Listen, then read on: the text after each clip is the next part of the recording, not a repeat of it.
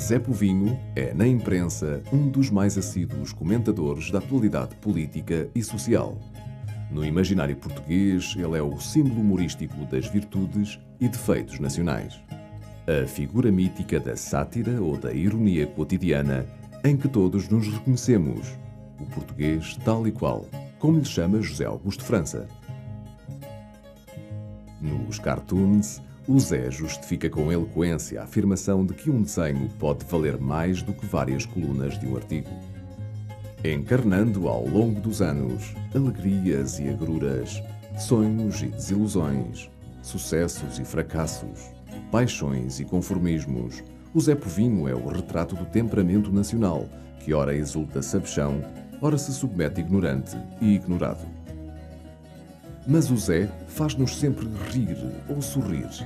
Ar rústico, riso alvar, um chapéu que lhe esconde a testa como que a afirmar que pensa pouco, pelo menos em certas coisas. Por vezes, veste a pele dos seus dirigentes como que a explicar como são parecidos governantes e governados. Será assim desde sempre? É verdade que os mitos não têm história e o Zé Povinho ora se revolta, ora se acomoda, desde que foi pela primeira vez desenhado por Rafael Bordal Pinheiro, e é caso para dizer que criador e criatura se confundem. Com frequência até, um toma o nome do outro. Normalmente caricatura os políticos, não é? Quando é necessário apresentar o outro lado, ou seja, essa entidade coletiva que é o povo português, eu só conheço o de Bordal. Todos nós, de alguma forma, nos reconhecemos ali, apesar de... Enfim, hoje o Zé Povinho já não é um agricultor, um campone, que já é um homem dos serviços. A longevidade do Zé Povinho justifica-se porque se nasceu como iconografia de um povo, hoje existe como um logótipo desse mesmo povo. Identifica-o dentro da sátira e é uma forma... facilita, no fundo, a vida aos caricaturistas quando querem atingir muito rapidamente os seus fins críticos.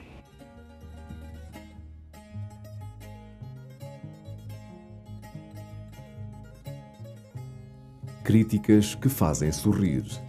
O riso é uma filosofia, com frequência uma salvação, e em política é pelo menos uma opinião, dizia Eça de Queiroz.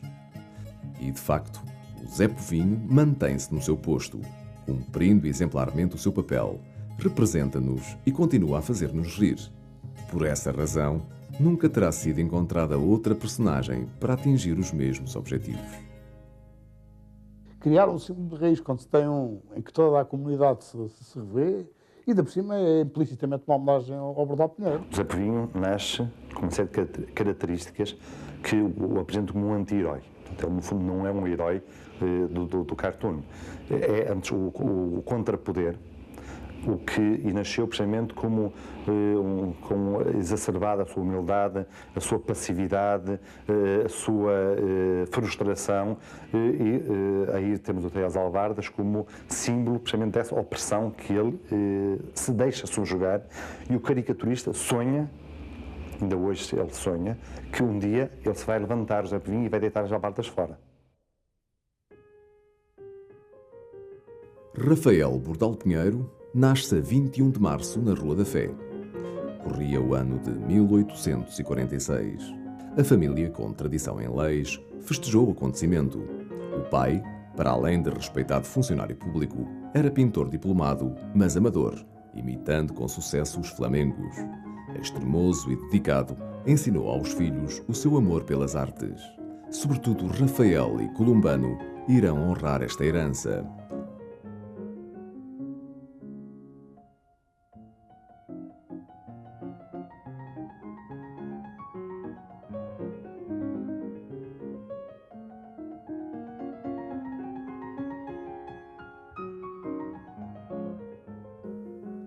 Columbano, intimista e sorumbático. Rafael, o seu oposto. Expansivo e mundano, traçou o mais completo retrato da sociedade do seu tempo. Columbano era a noite, Rafael o dia, até quando retratam as mesmas pessoas. Pertencem ambos à geração pós-romântica do naturalismo, que com brilho fez escola em Portugal. Na pintura, Silva Porto, Malhoa e Columbano. Nas letras, sobretudo com Essa de Queiroz e Ramalho Ortigão. E Ramalho, um dos mais estreitos colaboradores de Rafael, dirá que o seu grande amigo é genuinamente português por constituição e temperamento, com olhos pretos, cabelo farto, é um sensual, um voluptuoso. Ao contrário de Columbano, que cursou regularmente belas artes, Rafael também por lá se matriculou num breve período. Foi amanuense da Câmara dos Pares e experimentou ainda os bancos de letras. Incapaz de qualquer disciplina, não satisfizeram as aulas e cedo abandonou os compêndios. Passou também pela Escola de Arte Dramática. Chegou a estrear-se como ator e o teatro será a sua grande paixão pela vida fora. Casa aos 20 anos e, à procura de uma carreira artística, vai participando nas exposições da Sociedade Promotora das Belas Artes, com telas inspiradas em costumes populares, ao gosto da corrente naturalista. A situação naturalista do Rafael Bordal de Pinheiro tem uma desinência realista. Nunca houve realismo na pintura portuguesa, foi uma tentativa ou uma ilusão do Essa de Queiroz, na sua célebre conferência das Conferências do Casino, de 1870, e, sobretudo, do Ramalho Ortigão, que, ambos pelas mesmas razões, Courbet e Proudhon, queriam ter uma expressão realista em Portugal. E acontece que o Rafael Bordal Pinheiro, ou por influência do Ramalho, ou ao contrário, dando madeixa ao Ramalho, fez um enorme desenho, O Enterro na Aldeia, que é um desenho anticlerical, extremamente violento, em que o corpo do morto para a porta de uma taberna para o padre que acompanhava ir beber dois decilitros no interior. Aí é que está a crítica, aí é que está completo o terrível ataque anticlerical. Não foi preciso realismo em Portugal, nunca houve realismo em Portugal, a não ser na obra do Rafael Bordal Pinheiro. Irisalva Moita, especialista na obra de Rafael, afirma que neste artista concorria uma vasta série de predicados: espírito crítico, poder de síntese, penetração psicológica, amor do próximo, desenho incisivo e rápido, intuição, poder de fixação do essencial. Ex-Rafael de corpo inteiro. Assim, o seu temperamento inquieto e o talento transbordante exigiram que rompesse as grelhas académicas e procurasse novos mundos. A caricatura vai ser a sua privilegiada expressão artística. Deixou-se dessas seriedades críticas e passou a fazer uma crítica à sua maneira, que era uma crítica teatral, que veio da sua experiência teatral, e uma crítica que vai cobrir toda a vida portuguesa da época. E o Rafael tinha esta coisa extremamente portuguesa, de boa qualidade, que é estar tão à vontade a beber 2 decilitros numa locanda da Feira de Agosto, ou estar de casaca e de camélia na lapela a assistir a um baile do Marquês da Foz. Ele estava bem em qualquer parte.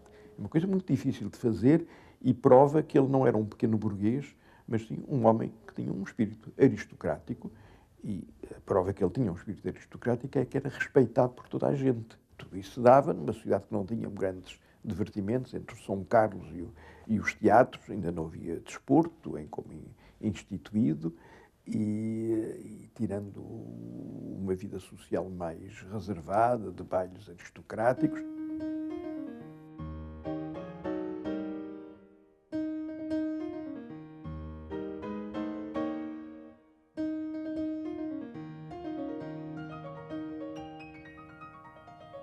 De facto, a vida na capital decorria entre o passeio público, o Chiado e o Martinho no Terreiro do Paço.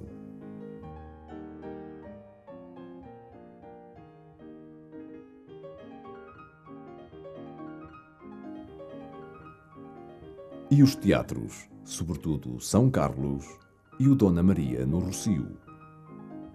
Portugal tinha perto de 4 milhões de habitantes e ultrapassara há pouco vários golpes traumáticos da sua história, a perda do Brasil e a guerra civil que opôs absolutistas e liberais.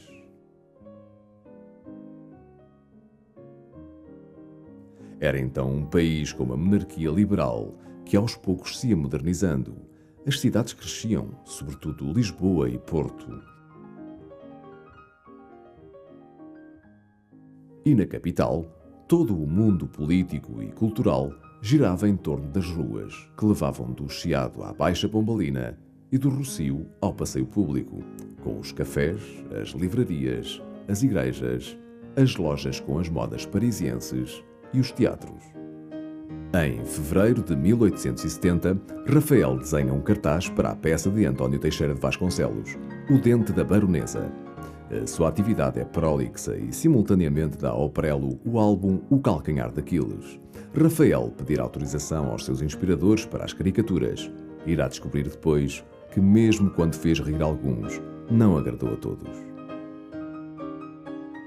Entre a tia ambição e a tia consciência, o Marechal Saldanha escolhe os frutos mais maduros. Para seu governo. Esta foi uma folha volante que se vendeu com sucesso. O mesmo tema será ainda glossado nas folhas de A Berlinda, reproduções de um álbum humorístico ao correr do lápis. Segue-se com intenção impressa em letra de forma o binóculo, que apresenta, não comenta, analisa, não sintetiza, mostra os tipos. Foi a primeira revista vendida nos teatros, custava 40 reis e durou apenas 4 números. Em maio de 1871, brilha a ínclita geração de 70. Antero de Quental e Essa de Queiroz animam as conferências do Casino Lisbonense do Largo da Abagoria. Expunham ideias perigosas como as de Proudhon e foram proibidas. Rafael, atento, volta a Berlinda e, pela sua mão, nasce a primeira banda desenhada entre nós. Numa folha disputada pelas ruas da capital, relata ironicamente os acontecimentos. Depois de pintar uma tela académica que leva a Madrid, logo lhe volta à verve com a viagem que o imperador brasileiro Dom Pedro II faz pela Europa. Ele não nasce ex nihilo, mas quase. E a aparição dele é realmente uma bomba na vida artística portuguesa, considerada pelo lado do humorismo e pelo lado dos jornais de caricaturas. Quando ele lança a Berlinda, quando ele depois cria o Rafael Bordalo Pinheiro na Lanterna, o Zé Povinho na Lanterna Mágica, já em 75, quando faz os álbuns de atores, quando faz umas narrações picarescas da visita do Imperador do Brasil a Portugal e a Europa, ele está criando realmente até uma banda desenhada inteiramente original em Portugal nesse momento. Ele é um criador de si próprio, com toda a naturalidade, com todo o talento, naturalmente, e levado pela popularidade da sua própria vida. Um dos símbolos importantes desse trabalho é o Razib, que é, no fundo, uma história da visita do Imperador do Brasil, Dom Pedro, que viaja pela Europa e que ele narra as várias peripécias do Imperador nos vários palácios, nas várias casas que ele visita, casas reais que ele visita, e que satiriza, no fundo, toda essa viagem, todo esse exibicionismo do Imperador. O que é muito interessante, porque, nomeadamente ligado também a um outro trabalho que ele tinha feito sobre as conferências do Casino, como mais tarde fará quando faria o comissário da exposição de Paris, de 1900, em que ele, no fundo, desenvolve o cartoon, que hoje chama-se cartoon, e a narrativa, e dá-nos um género que, como mais tarde vem chamar História aos Quadradinhos ou Banda Desenhada, mas que nessa altura. E por isso, quando os americanos dizem que se comemorou os 100 anos de banda desenhada no mundo, está errado, porque antes dos americanos já Rafael Bordalo Pinheiro, há mais de 150 anos, tinha feito isso. Em 1875, autorretrata-se com Júlio César Machado, seu padrinho de casamento, na capa de Os Teatros de Lisboa, e os dois, de novo, um no prefácio, o outro no desenho, publicam o álbum de caricaturas, frases e anexins da língua portuguesa, uma homenagem aos provérbios, tem ainda tempo para um almanaque de caricaturas com perfis dos costumes tradicionais. Ainda em 1875, lança A Lanterna Mágica, assinada por Gil Vaz, uma trindade que abriga o escritor Guerra Junqueiro, Guilherme de Azevedo e Luís Andrade.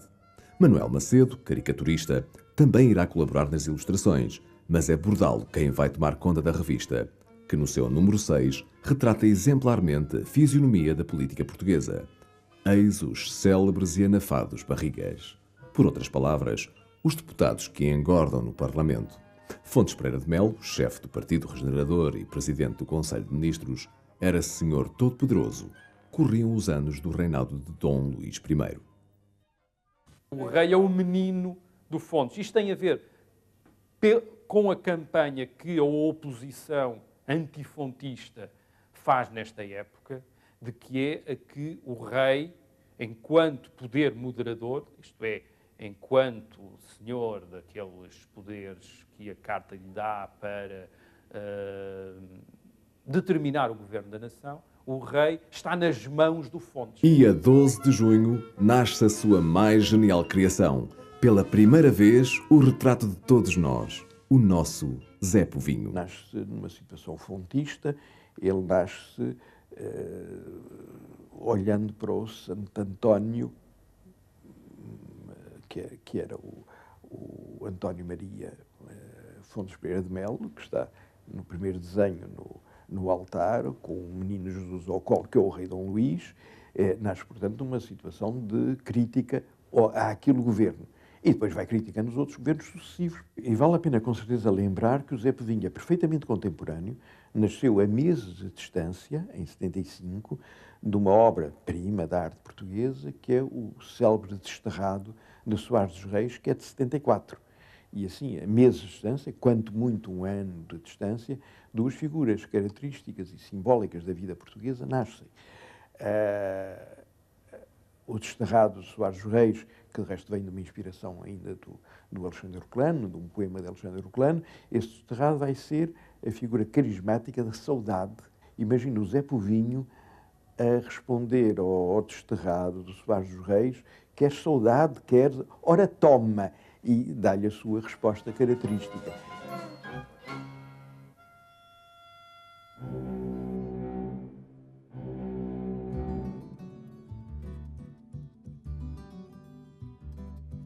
Não por desterro, mas antes por um belo salário, 50 libras, deixa a Lanterna Mágica e parte para o Brasil. Já uns anos antes, fizera reportagens em Espanha para um jornal inglês. Rafael era um homem do mundo e queria conhecer tudo. O convite viera do jornal carioca O Mosquito, de José Patrocínio, que, tal como Júlio César Machado, se queixou da impossibilidade de obrigar aquele espírito à hora certa, pois só à última hora metia mãos ao trabalho. À sua colaboração no Mosquito seguem-se o Psite e o Besouro, jornais que fundou sozinho, com redação cita na Rua do Ouvidor. Mais tarde, aludindo a esses anos, Rafael dirá com a graça e a espontaneidade que o caracterizam: canto de ouvido. Tenho 5 anos da Escola do Ouvidor. No Brasil, cria o Manel 30 Botões, o imigrante português de tamancos e botões de madrepérola na jaleca, com a qual vestirá o Zé Povinho numa fugaz aparição. Jaleca é essa que também Rafael veste ao ser acusado de ridicularizar os políticos brasileiros e viver à custa disso. Mas nem tudo correu bem. Rafael é ameaçado, sofre atentados e regressa com saudades, retardadas pela quarentena obrigatória no Lazareto de Lisboa. O relato desses dias será publicado 2 anos depois. Podemos começar com 1870, que é um jovem, devia ser truculento, mas não. Ele diz que a sua sátira deve ser comentar, analisar.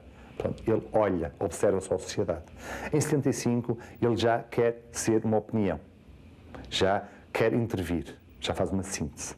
vai para o Brasil, sofre as consequências da incompreensão e das perseguições, e quando volta já vem muito mais agressivo.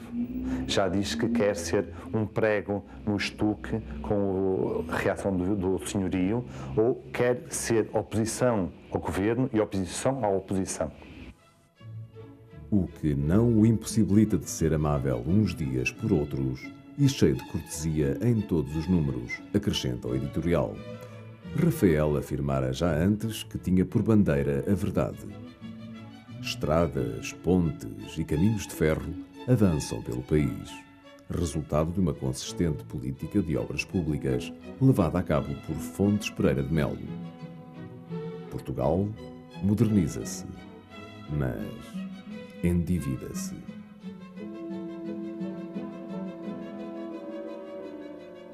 No governo, ora estão os regeneradores com Fontes, Rodrigues Sampaio ou Índice Ribeiro, ora são os progressistas com José Luciano de Castro ou Anselmo Brancamp. E a diferença entre uns e outros vai tornar-se cada vez mais frágil, gerando sempre maiores decepções às expectativas criadas pelo liberalismo. Em Lisboa, a Avenida da Liberdade rompe o passeio público e é inaugurada por Rosa Araújo, édil da capital. A assinatura do Tratado de Lourenço Marques, cedendo à consolidação inglesa em África, agita uma opinião pública descontente.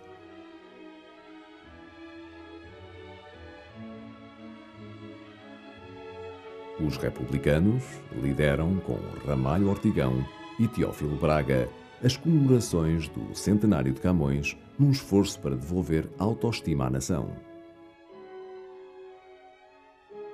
É por entre este cenário que viceja o António Maria, criticando regeneradores e progressistas.